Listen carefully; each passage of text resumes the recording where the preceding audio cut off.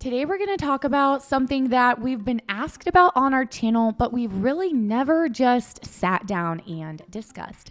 And that is our experience advertising our business on a radio show. This is something we did for how long? 2 years. 2 years, over 2 years, over 2 years, I believe. Yeah. We're just going to share our experience from start to finish, if we do it again, what it was like, why we quit, what we do instead, all of the things, all of the questions that you guys want to know about it. And of course, we're not going to share like what station it was. We're not going to talk about anything. We have like literally nothing bad to say about the station or anything like that. Anyone there, we had only very, very positive, great things to say about that. But that's besides the point. There are things though to learn. Yes. When you're dealing with a radio station. Let's just take it from the top. Where why did we even do it? What was even happening? Why did we do this? I think we were through through somebody that we knew. We ended up meeting somebody who was working at a station and was looking for a spot to be filled. And I believe there was at one time a different realtor was doing a show in this slot and they'd taken it off. And so we were approached by them. We talked to them about doing it. And I don't know. At first, how did you feel about it? We loved it, honestly. No. Before we started, how did you feel when we were talking about the idea? Yeah, that's what I'm saying. I remember I didn't want to do it. I love the idea. And maybe I'm easily influenced by some people, but ultimately we were in a position to do something different.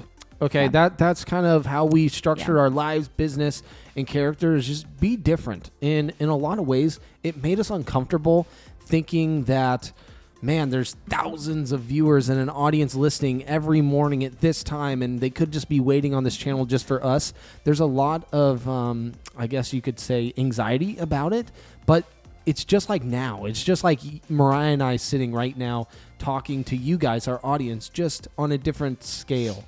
And the idea I felt was intrigued. I was excited to do something different.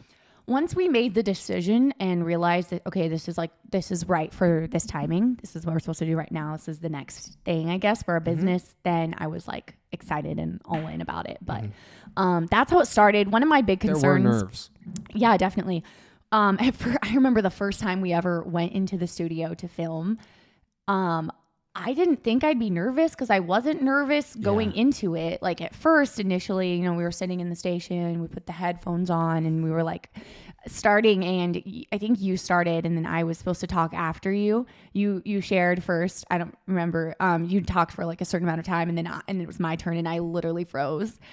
And like it was, that was that. And then after that, it got easy. Like after that, I guess it's the same. I mean, everything gets easier. It's just like repetition. It was the first time. I didn't think I would do that because at that point, I'd been using video for my business for years. I was used to being on video, but there's just something different when it's like on the radio and I guess if you're just not used to it, it's just different. So that was really the only time though. We still have that first video because we recorded it, which we'll get into that as well. In a minute here, why and everything. But on this channel. Yeah. No, different channel. Different channel. It's not on the channel. Oh, my bad. My apologies. It's not on the channel. It's on a different channel, which is still up there. We still post to the channel, and I'll get to that also. But we videoed it. I still have it up there. It's pretty embarrassing, but video, to be honest, we were like so choppy. But I think it's cool how you can tell a difference because we did record all of these with video. So I think it's kind of cool how you can see like the transformation, just how like each episode got more and more comfortable. And by the end, we were kind of just winging it. We didn't come up with like a script or anything, and it was just super natural and chill, and it only got easier over time. So it was definitely a good like stretching, growing, learning experience. Right. And you can relate it to the first time you go on a listing appointment. We are all nervous. Yeah. We don't know exactly the right things to say. And when it is your first time, it's always scary. It's just like your first kiss, like for Mariah and I nearly missed her lips. I was terrified and nervous, but it is the same. So like what is cool is like the growth that can happen for you and the partner or whoever you're doing your show with. Could just be you independently. Yeah. There is growth to be done. And I thought that was really cool. Whether that was conversation building or just understanding more knowledge in your industry. That's been pretty fun because it's kept us more on our toes and intrigued, which ultimately helps us service our clients better. Yeah. And that's been one of the better things about having a radio show, but also podcast as well. So what we did when we first initially started this radio show, first of all, we did it for a little over 2 years because we are very firm believers that anything you do, if you want to see results, you can't just try it for 6 months and then you are wasting your money at that point, and you are way better off trying it long term and being like, I'm going to stick with this. Like if you're going to farm a neighborhood, I feel like the worst thing you could do is decide to farm it for 6 months or even a year. Like if you're going to do it, you got to be like, this is what I'm going to do at least long a year. Term. I'm going to do it for my career. We're very long-term thinkers with prospecting and just anything you're doing for your business. I feel like it just takes so much longer to see the payoff than we expect. And that's definitely how we viewed this. So we gave it that amount of time, and we'll share in a bit why we took it off and what we do now instead. But we did video. So we brought a video camera in and set it up, and just like you guys are set up right now. You can't see, but you're set up there. And with our little tripod, we just had it in the corner of the studio, and we would record each week. We asked the producer kind of to just step back before we even started. Not in a rude way or anything, just because we knew we want this to be just kind of like us going back and forth, just like this show. We didn't want it to be, I don't know, where the host was more involved. We wanted to just be doing more of the talking time.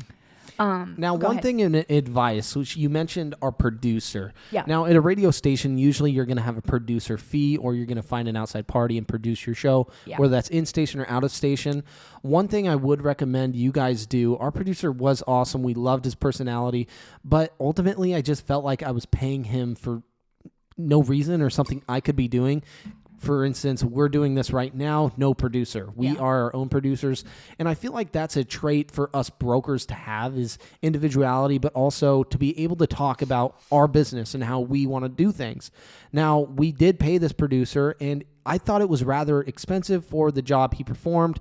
And ultimately, he wasn't really giving us any, he would come in with newspaper articles.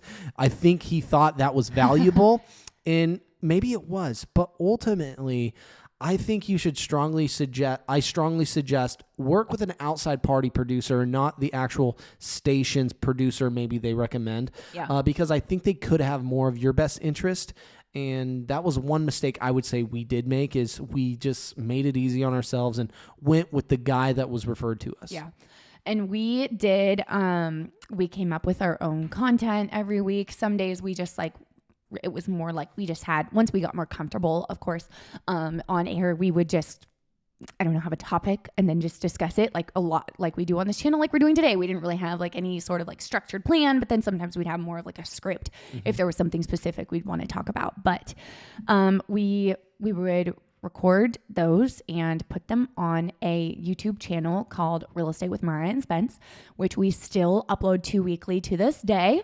And that's how that show got started. And to be honest, the best thing that in my opinion, the very best thing that this radio show did is it forced us to put content creation into our schedule as real estate agents. And what I mean by that is we didn't just sit there and go to the studio and record the radio show. We also recorded it for a YouTube channel that brings us business. And so it forced us to we still sit down and create our content every single week at that exact time. Well, not always the exact time, but that exact day, always, that we went into the studio, because when we were on air, we had to, it was an appointment. We treated it like an appointment. And I feel like I've talked to a lot of real estate agents that say things like, I really want to start, I know I should create video for my business. Or even if you're not a realtor, if you're a plumber or literally any other type of business, you should be doing this. But I've talked to a lot of realtors that are I really want to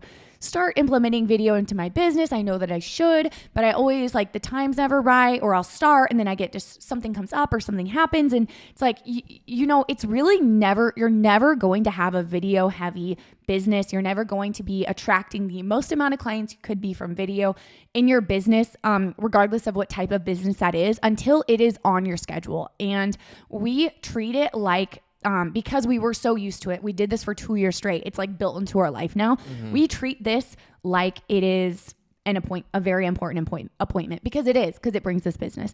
And I feel like, a lot of agents just don't see it that way. They see it as like, I don't know, something they maybe could do, but they just don't see maybe they just don't put as much value because they haven't seen the results from it yet. So they don't know how important it could be for your business. But, let's talk about the results though, ultimately from the radio station versus now in today's just posting on YouTube. And by the way, it's absolutely free. Marketing costs are very limited. All we had to pay for was the material, the production cost, the camera. Well, hold on. I think there's a misunderstanding. That could get taken the wrong way. Explain it. Posting on YouTube is free, but the radio station, we paid a lot of money to be on. So that's it. That's the clarification. So we were paying to market our business on this radio station while also putting it on YouTube, which is free. However, YouTube isn't just free. Once you reach a certain point in your YouTube journey, YouTube starts paying you. So it's like you're getting paid to market instead of paying to market. It's amazing. But anyway. So ultimately, YouTube versus the station. At the station, like we mentioned, we were there for like 2 years. And we just felt like, we needed a marketing expense for tax write-offs, right? So all of us brokers, if we are top producing brokers, you're going to need a write-off. So big whoop. Now, we did have more exposure for our local area, which I did love. And it was nice going to church or the grocery store or a relative's house and saying, Spence, we heard your show this week. It was really good. Okay, that's really fun when people say they heard our radio show and our ads running throughout the day. That's fun. But ultimately, how much business did we actually get out of the radio station? And I ask continuously, how many viewers am I actually getting during this time slot? Maybe the time slot we were in was incorrect to be placed in. Or how many calls do people call you, our station? Or I just wanted more analytical data.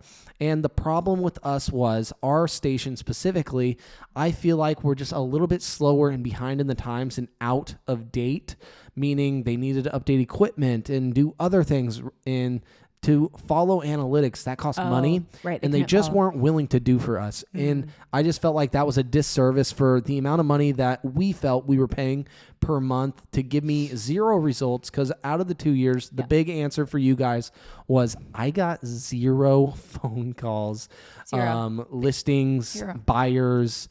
I didn't get a single client. And I could only justify it at that point for a tax write-off.